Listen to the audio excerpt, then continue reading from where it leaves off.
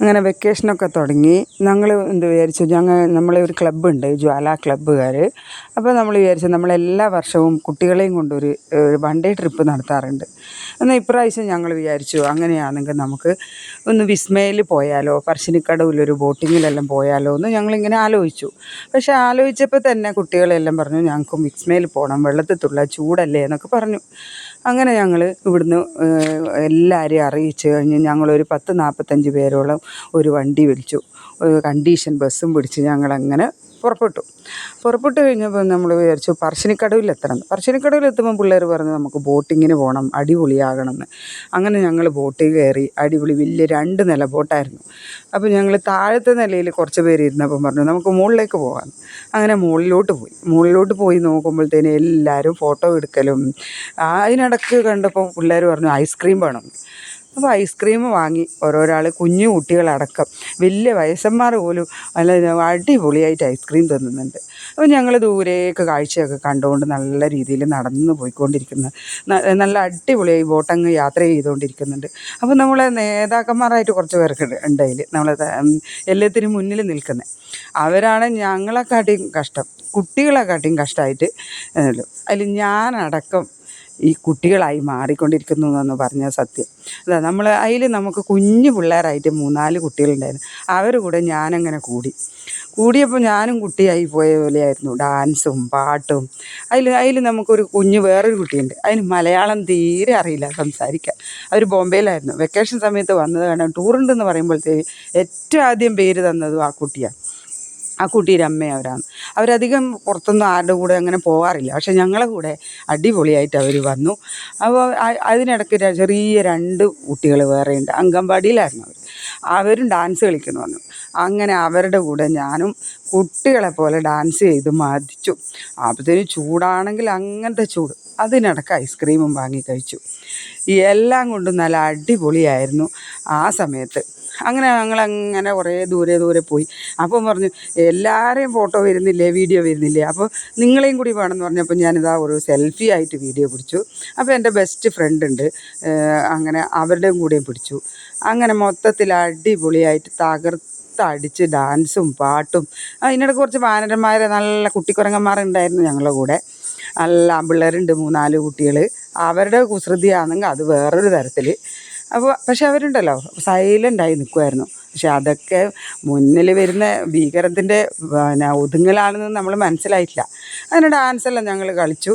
എന്നാലാവുന്ന സ്റ്റെപ്പെല്ലാം ഇട്ടിട്ട് ഞാനും പിള്ളേർക്ക് പറഞ്ഞു കൊടുത്തു. പക്ഷെ അതൊരു വിനയായി. പിന്നെ എന്നെ അവർ വിടുന്നില്ല. അവരുടെ കൂടെ തകർത്ത് ഡാൻസായിരുന്നു. കണ്ടാൽ തന്നെ ചിരിച്ച് മരിക്കും, അങ്ങനത്തെ ഡാൻസാണ്. പക്ഷെ ആ ഡാൻസിനൊത്ത് നമ്മളെ കുഞ്ഞു മക്കൾ തുള്ളുന്ന കാണുമ്പോൾ ഉണ്ടല്ലോ നമുക്കൊരു സന്തോഷമാണ്. എന്നാലാവുന്ന സന്തോഷം അവർക്ക് കൊടുക്കാൻ പറ്റിയല്ലോ എന്ന് ഓർത്തിട്ട്. അങ്ങനെ ഞങ്ങളെല്ലാവരും ബോട്ടിൽ ഒരു മണിക്കൂറോളം ബോട്ടിൽ യാത്ര അങ്ങനെ ചെയ്തു. അപ്പോഴാണ് പറശ്ശിനിക്കടവ് കണ്ടു. പറശ്ശിനിക്കടവ് അമ്പലം എന്ന് പറയുമ്പോൾ നമ്മുടെ മനസ്സിലേക്ക് വേഗം മുത്തപ്പനും അങ്ങനെ പയറും കള്ളും അങ്ങനെയൊക്കെ ഓടിയെത്തിയായിരുന്നു. അപ്പോൾ പിള്ളേരെല്ലാം പറഞ്ഞു നമുക്ക് പറശ്ശിനിക്കടവിലും പോകണം എന്ന് പറഞ്ഞു. അങ്ങനെ നമ്മൾ പറശ്ശിനിക്കടവിലെത്തി തൊഴുത്. അപ്പോൾ അവിടെ ചായ കുടിക്കണം. അവിടുത്തെ പ്രധാന നേർച്ചയായ പയറും തേങ്ങാക്കൊത്തും. ആ പയർ തിന്നുമ്പോൾ ഒരു തേങ്ങാ കഷ്ണവും കൂടി തിന്നുമ്പോൾ അടിപൊളി ടേസ്റ്റാണ്. അവിടുത്തെ ചായ കണ്ടാൽ നമ്മൾ വിചാരിക്കും ഇതെങ്ങനെയാണ്, വീട്ടിൽ നിന്നാണെങ്കിൽ നമ്മൾ ആ ചായ കുടിക്കില്ല. പക്ഷെ ആ ചായ അടിപൊളിയാണ്. എന്താണെന്ന് വെച്ചാൽ ഒരു പാലും ഉണ്ടാവില്ല, ചായപ്പൊടിയും ഉണ്ടാവില്ല, പക്ഷേ ആ പയറിൻ്റെ കൂടെ കൂടുമ്പോൾ അടിപൊളിയാണ്. അങ്ങനെ ഞങ്ങൾ അതെല്ലാം കഴിഞ്ഞ് ഇറങ്ങുമ്പോഴത്തേനും അത് ആ ചന്ത, പറശ്ശിനിക്കടവിലെ ചന്ത എന്ന് പറഞ്ഞാൽ കണ്ണഞ്ചിപ്പിക്കുന്ന പലതരത്തിലുള്ള സാധനങ്ങളാണ്. കമ്മൽ കാണുമ്പോൾ നമുക്കൊരു വീക്കെൻഡ്സാണ്. അങ്ങനെ ഞങ്ങൾ കുറേ കമ്മലും സെലക്ട് ചെയ്തു. നല്ല അടിപൊളി കമ്മലുകളാണ്. വിലയൊന്നും നോക്കിയില്ല, എല്ലാവരും എടുത്തു.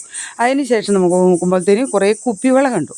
അങ്ങനെ ഞങ്ങൾ കുറച്ച് പേര് കുപ്പിവളയും മേടിച്ച് അങ്ങനെ എല്ലാ ചന്തയിലും കയറി ഇറങ്ങും. പക്ഷെ ഒന്നും ആകെ 1-2 സ്ഥലത്തു നിന്നേ വാങ്ങിയുള്ളെങ്കിലും എല്ലാം കയറി കഴിഞ്ഞു. അതിന് ശേഷം നമ്മൾ നേരെ പോയത് നമ്മുടെയൊക്കെ പാർക്കായ വിസ്മയ പാർക്കിലേക്കായിരുന്നു. വിസ്മയ പാർക്കിലേക്ക് പോയി. ആദ്യം തന്നെ ഇറങ്ങുമ്പോൾ തന്നെ നമ്മൾ പറഞ്ഞു നമുക്കൊരു ഗ്രൂപ്പ് ഫോട്ടോ എടുക്കാമെന്ന്. അങ്ങനെ ഗ്രൂപ്പ് ഫോട്ടോ ഒക്കെ എടുത്ത് വിസ്മയയിലേക്ക് കയറി ഡ്രസ്സെല്ലാം ഡ്രസ്സൊന്നും മാറാതെ ഞങ്ങൾ ഇങ്ങനെ പോയിക്കൊണ്ടിരിക്കുമ്പോഴാണ് ഒരു സൂപ്പർ സാധനം, ഒരു കറങ്ങുന്ന അമ്മോ, അത് കാണേണ്ടതാണ്. പണ്ടൊരു പ്രാവശ്യം കയറിയിരുന്നു, പേടിച്ച് വേറെ ജീവനും കൊണ്ട് തിരിച്ചു വന്നു. അതിൻ്റെ വീഡിയോ കണ്ടപ്പോൾ തന്നെ ഞങ്ങൾക്ക് പിള്ളേർക്കൊക്കെ പേടിയായി. പക്ഷേ ചില ബിരുദന്മാർ എന്നിട്ടും അതിനകത്ത് കയറി കേട്ടോ. അപ്പോൾ അടിപൊളിയാണ്, തിരിച്ചും മറിച്ചും കറങ്ങുന്ന കാണുമ്പോൾ നമ്മൾ പുറത്ത് നിൽക്കുന്നവർക്ക് തന്നെ ആകെ ബുദ്ധിമുട്ട്. അതിനിടയ്ക്ക് ഞങ്ങളും തോന്നിയെടുത്തു ചെറിയ ചെറിയ ഇതിലൊക്കെ കയറി അടിപൊളിയായി. അതിനിടയ്ക്ക് വേറൊന്നും ഒരു കറങ്ങുന്ന സംഭവം, അത് അടിപൊളിയാണ്. അപ്പോൾ അതിൽ നമ്മൾ എൻ്റെ ഫ്രണ്ടും ഞാനും കൂടി ഒരു സീറ്റിൽ കയറി അങ്ങനെ കറങ്ങി അടിച്ച് പാട്ടും കൂട്ടുമായിട്ട് അത് ഏറ്റവും എനിക്കിഷ്ടപ്പെട്ട വിസ്മയിലെ സംഭവം അതാണ്.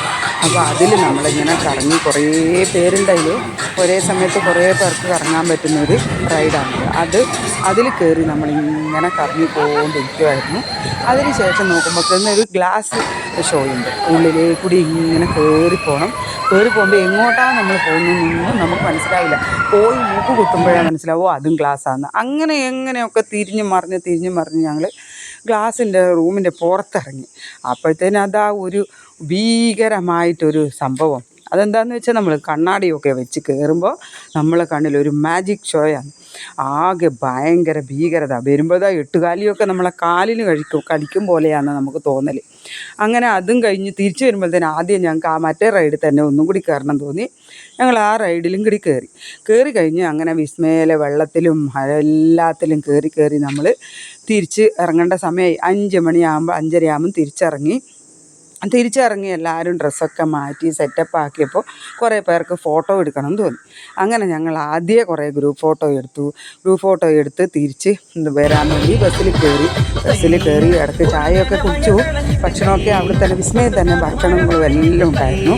പിന്നെ ബസ്സിൽ കയറി തിരിച്ച് വരുമ്പോഴത്തേനും അടിപൊളി ഡാൻസായിരുന്നു. കുട്ടികളൊക്കെ ഡാൻസും പാട്ടുമായിട്ട് ഞങ്ങളിങ്ങനെ നാട്ടിലേക്ക് തിരിച്ച്